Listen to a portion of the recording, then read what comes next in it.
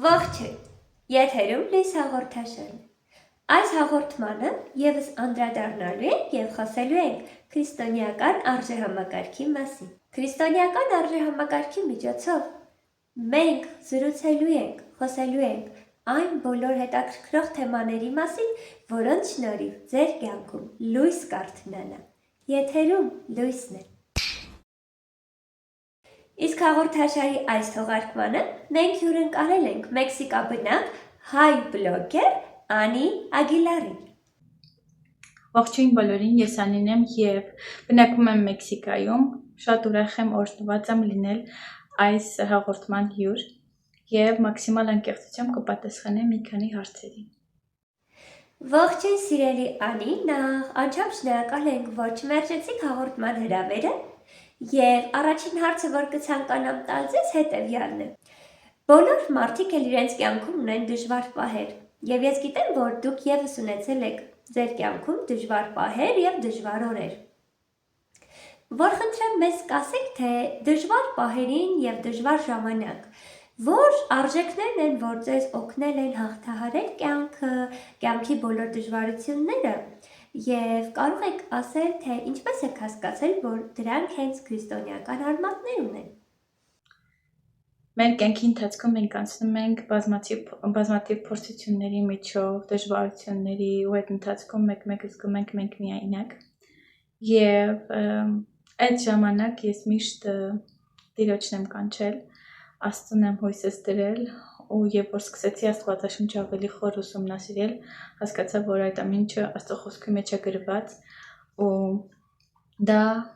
քրիստոնեական արժեքներից մեկն է և որ հայ քրիստոնյան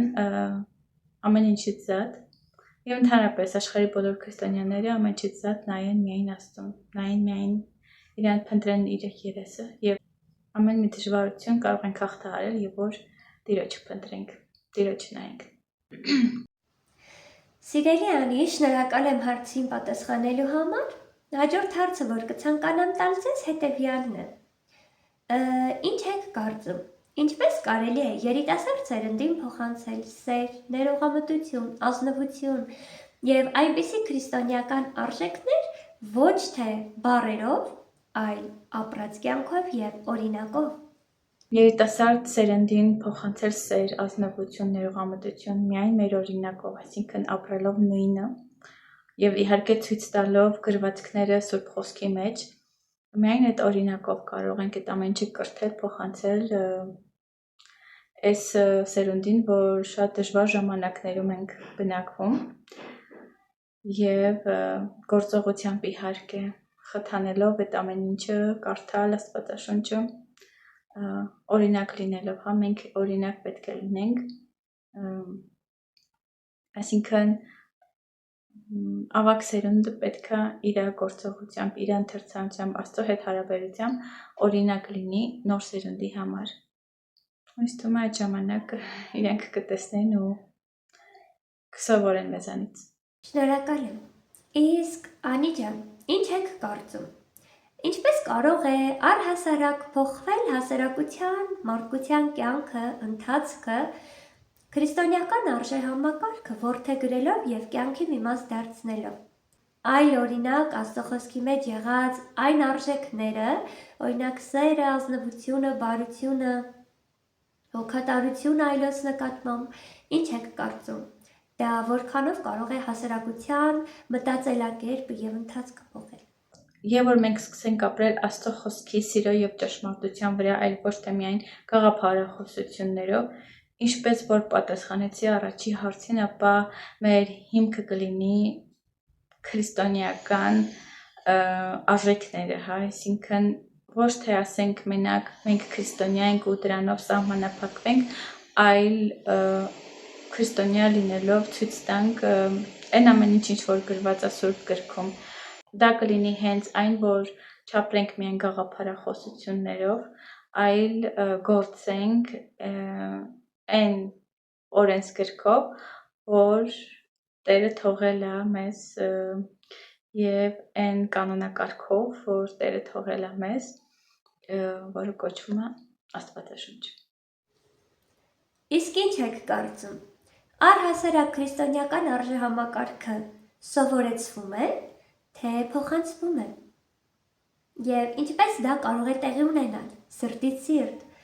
որն է քրիստոնեական արժեքների եւ արժեհամակարգի փոխանցման ամենազդեցիկ ձևը։ Այս հարցին ուրեմն այսպես կպատասխանեմ, որ ինձ թվում է երկուսն էլ կան ընտանիքներ, որ սովորեցնում են, կան ընտանիքներ, որոնք սերնդից սերունդ են փոխանցվում, նայած ես երկուսին էլ համաձայն եմ, ու կապը իրար հետ զրուցելը, իրար հետ քննարկելը, իրար հետ աղոթքի կյանք ունենալը, միաբանվելը, աղոթքի եւ իհարկե օրինակ լինելը։ Եվ որ օրինակ ենք լինում, արդեն դու կարող ես թողնել քո օրինակը քո սերունդներին եւ նաեւ կարող ես որպես սովորացնել շրջապատին։ Ինձ թվում է հենց այդպես է քո սերունդները այդտեղից իրանք օրինակը վերցնում են ու փոխանցվում է սերնդեսերունդ, իսկ կողքինները սովորում են։ Իսկ եթե դու հնարավորություն ունենայիր սերնդի հետ խոսել որևէ քրիստոնեական արժեքի մասին, որ արժեքի մասին կխոսեիր եւ ինչ կլիներ քո ուղերձը սերունդներին։ Եվ պատասխանեմ վերջին հարցը, կարդալով Աստվածաշնչից, Մատթեոսի 22 գրքից 36 խոսքից։ Վարդապետ, օրենքի մեջ ո՞րն է ամենամեծ պատվիրանը։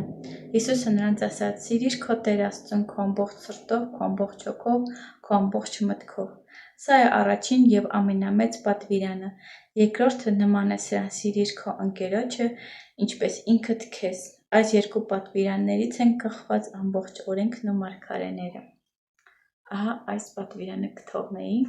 խորհուրդ կտայի նոր սերունդին։ Հրաշալի, շատ գեղեցիկ ուղերձ էր Անի ջան։ Իսկապես աստվածաշնչյան յուրաքանչյուր տողի, յուրաքանչյուր քայլի, յուրաքանչյուր բառի եւ գործունեության հիմքում եւ հետեւում ընկած է սերը։ Եվ այնքան լավ կլինի, որ այսօր մեր սերնդի մեջ գնահատվի այդ արժեքը եւ գնահատվի քրիստոնեության դերը։ Անչափ շնորհակալ եմ, անչափ, որ կարողացաք ժամանակ գտնել եւ մեր հաղորդմանը հյուրընկալվել։ Ձեզ հետ համագործակցությունը ինձ համար ուղղակի օրհնություն էր եւ շնորհակալ ենք նաեւ ձեր յուրաքանչյուր եթերի, յուրաքանչյուր բլոգի համար, որ YouTube-յան ձեր էջում է տեղադրվում, այնտեղ իսկապես ազնվություն կա, սեր կա, որը որ փոխանցվում է յուրաքանչյուր դիտորդի, ով հետևում է ձեզ։ Մենք ձեզ շատ ենք սիրում, ձեզ մաղթում ենք անխափան եւ բարի ընթացք եւ թող Աստված ձեր բոլոր սրտին ու իրական երազանքներն կատարածի։ Ձեզ շատ ենք սիրում, անչափ շնորհակալ ենք։ Շնորհակալ եմ, օրհնված եղեք։ Դե ինչ սիրելի հեռուստադիտող, այսօր եւս մենք ունեցանք հագեցած եւ գեղեցիկ քննարկում